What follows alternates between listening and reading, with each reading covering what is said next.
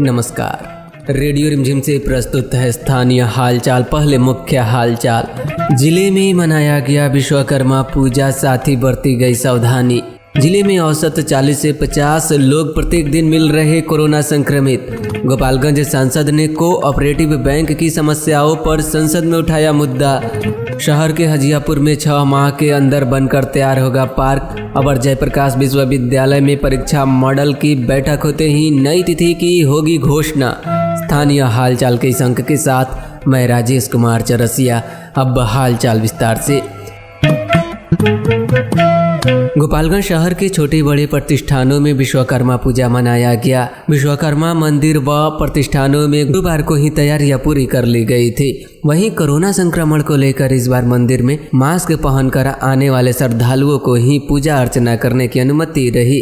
Corona महामारी को देखते हुए हर साल आयोजित होने वाले सांस्कृतिक कार्यक्रम भी इस बार नहीं आयोजित हुआ। पूजा अर्चना तथा प्रसाद वितरण के दौरान शारीरिक दूरी का पालन किया गया। बंजारी रोड स्थित भगवान विश्वकर्मा मंदिर में पूजा के दौरान काफी संख्या में लोगों को बुलाया जाता था। इसके साथ ही विश्वकर्मा मंदिर परिसर में रात्रि में सांस्कृतिक कार्यक्रम का आयोजन किया जाता था, लेकिन इस बार कोरोना महामारी को लेकर कोई कार्यक्रम आयोजित नहीं किया जा सका। इसके साथ ही कम संख्या में लोगों को मंदिर परिसर में प्रवेश करने की अनुमति दी गई। शहर से लेकर ग्रामीण इलाकों में छोटे बड़े प्रतिष्ठानों में शिल्पकार भगवान विश्वकर्मा की पूजा अर्चना श्रद्धा पूर्वक किया गया।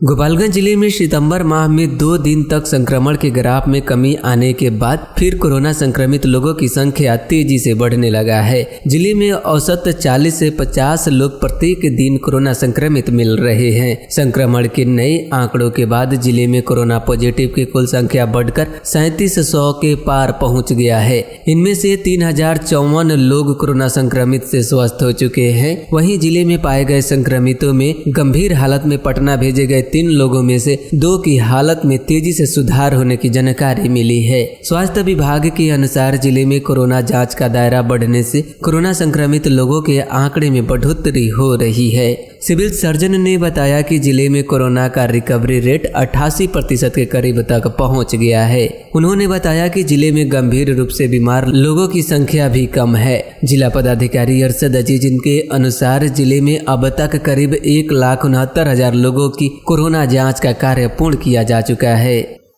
गोपालगंज सांसद डॉक्टर आलोक कुमार सुमन ने संसद भवन में कोऑपरेटिव बैंक की समस्याओं पर मुद्दा उठाया। धन्यवाद सभापति महोदया।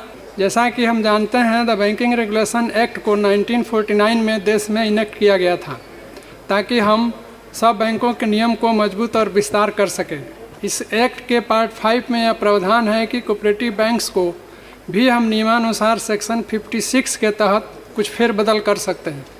बैंकिंग क्षेत्र में विकास और समय के साथ बदलाव को ध्यान में रखते हुए आज आवश्यक हो गया है कि इस एक्ट में जो भी प्रोविजंस कोऑपरेटिव बैंक से संबंधित है उसको और मजबूती से लागू किया जाए।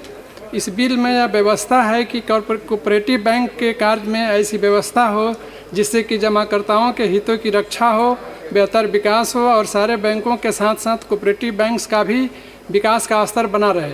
इस बिल में यह प्रावधान है कि रिजर्व बैंक ऑफ इंडिया के माध्यम से कोऑपरेटिव बैंक्स में प्रोफेशनलिज्म, कैपिटल मुहैया, गवर्नेंस और साउंड बैंकिंग की व्यवस्था लाई जाए। महोदया, the banking regulation amendment bill 2020 inter alia provides to amend section 3 so as to make the provision of the said act not applicable to a primary agricultural credit society, that is PACS। देश में cooperative bank को 2 categories में बांटा गया है। एक urban cooperative bank, दूसरा rural cooperative bank. Rural cooperative banks में स्टेट कोऑपरेटिव बैंक्स और डिस्ट्रिक्ट सेंट्रल कोऑपरेटिव बैंक्स हैं। रिजर्व बैंक के डाटा 2019 के अनुसार आज पूरे देश में अर्बन कोऑपरेटिव बैंक्स की संख्या 1544 है। इसी प्रकार नाबार्ड के डाटा 2019 के अनुसार स्टेट कोऑपरेटिव बैंक और डिस्ट्रिक्ट सेंट्रल कोऑपरेटिव बैंक की संख्या क्रमशः 34 और 363 है। आरबीआई के डाटा मार्च 2019 के अनुसार अर्बन कोऑपरेटिव बैंक्स में 4,84,355.85 करोड़ रुपए जमा राशि है और नाबार्ड में कुल जमा राशि 5,05,859.16 करोड़ रुपए है।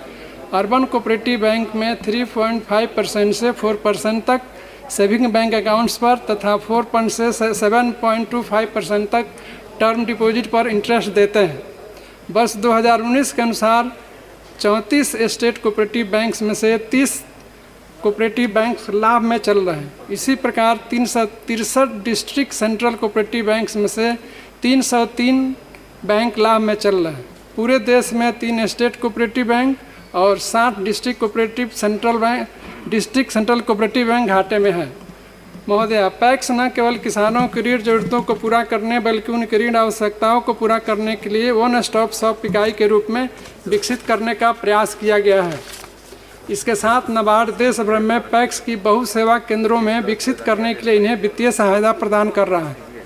महोदया, हमारे माननीय मुख्यमंत्री श्री नीतीश कुमार जी पैक्स का विस्तार करने के लिए हर तरह के उपाय किए हैं ताकि ग्रामीण किसान भाइयों को अधिक से अधिक लाभ मिल सके। नए पैक्स बनाए गए, समय से इनका चुनाव हुआ, जिसके कारण पैक्स मेंबर्स की संख्या बढ़ी और यह सोसाइटी किसानों के फसल के उत्पादन में लाभप्रद साबित हुई तथा रख रखाव सही से हुआ। पैक्स को बढ़ावा देने के लिए हमारे माननीय मुख्यमंत्री जी ने 17 जिले में 22 कोऑपरेटिव बिल्डिंग्स बनवाने के लिए 56.35 करोड़ रुपए अलॉट किए हैं। इसके अलावा बिहार सरकार हर पैक्स को 15 लाख रुपए कृषि उपकरण के लिए अलॉट किए हैं, जिसमें 10 लाख भारत सरकार का और 5 लाख राज्य सरकार का है।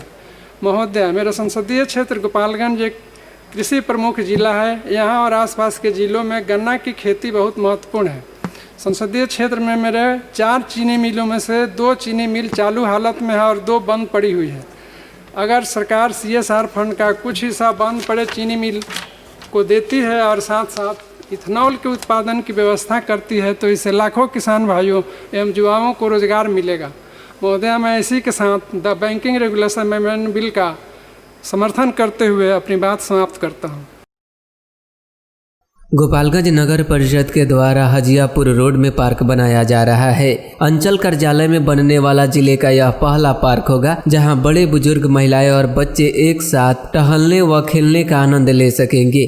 1 साल के बाद नगर परिषद बोर्ड ने पार्क निर्माण की मंजूरी पर अपनी सहमति की मुहर लगा दी है। प्रस्ताव की कॉपी नगर परिषद विभाग को भेज दी गई है। राशि का आवंटन मिलते ही काम शुरू हो जाएगा। नगर परिषद ने पहले से ही इसका DPR तैयार कर रखा था। इस पार्क पर 1 करोड़ की राशि खर्च की जाएगी। 6 माह में पार्क बनकर तैयार हो जाएगा। पार्क के निर्माण के लिए नगर परिषद के फंडिंग के विभाग को पत्र लिखा है। अंचल कार्यालय के पास इसके लिए 16,400 वर्ग फुट जमीन उपलब्ध हो गई है। अंचल कार्यालय ने पार्क के निर्माण के लिए नगर परिषद को NOC भी दे दिया है। जानकारी है कि पिछले 8 माह से पार्क निर्माण की कवायद हो रही थी। जयप्रकाश विश्वविद्यालय में B.Ed प्रथम वर्ष और स्नातक द्वितीय वर्ष का परीक्षा मॉडल की बैठक का इंतजार कर रहा है। विश्वविद्यालय प्रशासन दोनों परीक्षाओं की तैयारी पूरी कर ली है। कोरोना संक्रमण के बढ़ती रफ्तार की वजह से ही 3 जुलाई से B.Ed फर्स्ट ईयर की जबकि 13 जुलाई से शुरू होने वाली स्नातक सेकेंड ईयर की परीक्षा को स्थगित कर दिया गया था। विश्वविद्यालय का परीक्षा विभाग द्वारा एडमिट कार्ड भी जारी करने की प्रक्रिया शुरू की गई थी। विश्वविद्यालय प्रभारी कुलपति प्रोफेसर गजेंद्र कुमार ने कहा कि परीक्षाओं के आयोजन को लेकर जल्द ही परीक्षा मॉडल की बैठक बुलाई जाएगी। परीक्षा चूंकि स्थगित हुई है इसलिए तैयारी पूर्व के शेड्यूल में ही कर ली गई थी। परीक्षा मॉडल की बैठक होते ही नई तिथि की घोषणा कर दी जाएगी। स्थानीय हालचाल आप YouTube पर भी देख सकते हैं। मलथरी चेक पोस्ट पर टीम की कार्रवाई में 4 पहिया वाहन के तहखाने में बनाकर शराब की तस्करी कर रहे हरियाणा के 2 तस्कर को गिरफ्तार कर लिया है।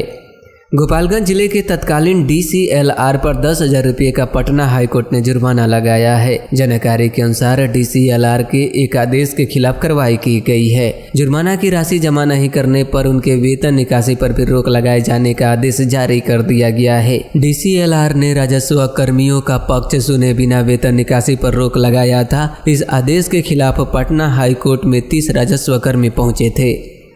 15 दिसंबर से शुरू होने वाले RBI NTPC भर्ती परीक्षा को रेलवे भर्ती बोर्ड ने अहम नोटिफिकेशन जारी किया है। नोटिफिकेशन में RBI ने घोषणा किया है कि NTPC भर्ती परीक्षा के उम्मीदवार 21 सितंबर से अपने आवेदन की जांच कर सकेंगे। ऑनलाइन एप्लीकेशन की स्क्रूटनी पूरी हो चुकी है। उम्मीदवार अपना एप्लीकेशन स्टेटस से संबंधित RBI की वेबसाइट पर जाकर 21 सितंबर से 30 सितंबर तक चेक कर सकेंगे। रेलवे ने कहा है कि संबंधित RBI की वेबसाइट पर NTPC एप्लीकेशन स्टेटस का लिंक एक्टिव होगा, जिस पर क्लिक करके उम्मीदवार अपना आवेदन के स्वीकार या खारिज होने की जानकारी हासिल कर सकेंगे। उम्मीदवार अपना एप्लीकेशन, रजिस्ट्रेशन नंबर और डेट ऑफ बर्थ डालकर स्टेटस चेक कर सकेंगे। जिन उम्मीदवार की एप्लीकेशन रिजेक्ट हो गई है उन्हें SMS और ईमेल से सूचना दी जाएगी।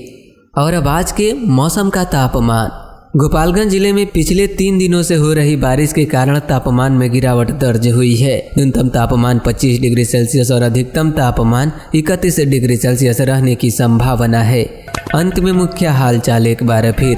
जिले में मनाया गया विश्वकर्मा पूजा, साथ ही बरती गई सावधानी। जिले में औसत 40 से 50 लोग प्रत्येक दिन मिल रहे कोरोना संक्रमित।